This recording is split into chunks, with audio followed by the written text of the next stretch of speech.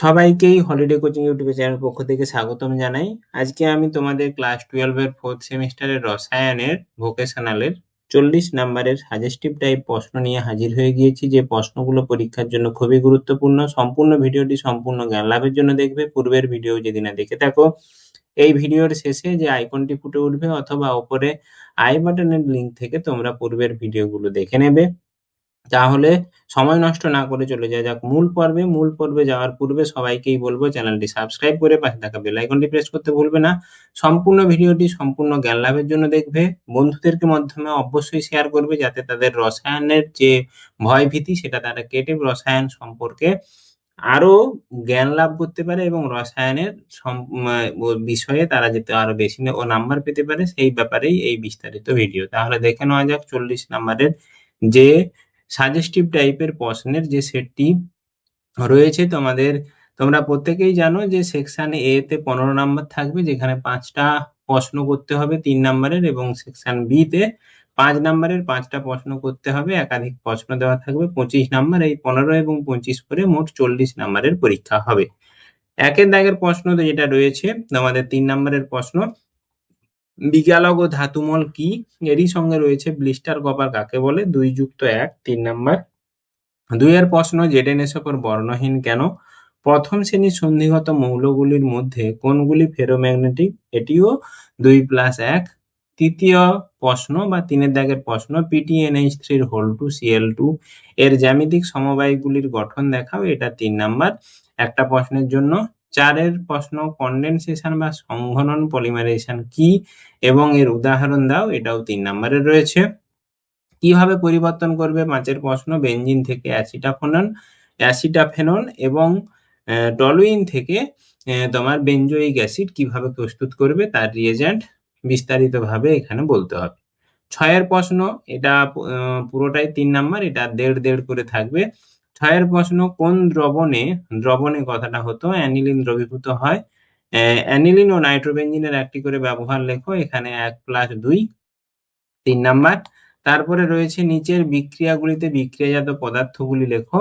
নাইট্রোবেনজিনে দেওয়া হয়েছে স্টেনাস, tin, concentrated HCl, গাঢ় হাইড্রোক্লোরিক অ্যাসিড, অ্যাকুয়াস NaOH। কি উৎপন্ন হবে? 2 এ রয়েছে বেনজিন থেকে অ্যাসিটাইল ক্লোরাইড এবং অ্যালুমিনিয়াম ক্লোরাইড দেওয়া হয়েছে। যে পদার্থটি উৎপন্ন হবে তাতে আবার দেওয়া হয়েছে জিঙ্ক অ্যামালগাম এবং HCl। এখানেও এই 1.5 বা 1+2 করে থাকবে। তারপরে বি এর সেকশন 5 নাম্বার করে প্রত্যেকটা প্রশ্নের মান, এবং এখানে 5টা প্রশ্ন করতে হবে, একাধিক প্রশ্ন থাকবে। 8 এর প্রশ্ন, তড়িৎ বিশ্লেষণ পদ্ধতিতে তামা উৎপাদন সম্পর্কে যা জানো লেখো। নিষ্ক্রিয় লোহা বা প্যাসিভিটি অফ আয়রন কাকে বলে? এখানে তোমাদের 3+2 করে থাকবে 5 নাম্বার।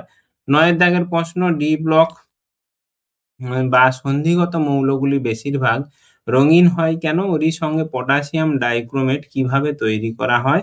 KMnO4 অ্যাসিড মাধ্যমে H2O2 কে কিভাবে জারিত করে? সমীকরণ সহ দেখাও। এখানে তোমাদের প্রশ্নগুলো পাট করে ভাগ থাকবে, মোট 5 নাম্বার। 10 এর প্রশ্ন, ভার্নারের তত্ত্বগুলি লেখো। একটি বাইডান্টের লিগান্টের উদাহরণ দাও।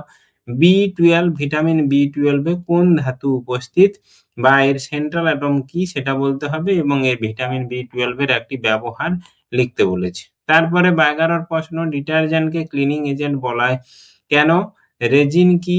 থার্মোপ্লাস্টিক ও থার্মোসেটিং প্লাস্টিকের তোমার পার্থক্য লেখো।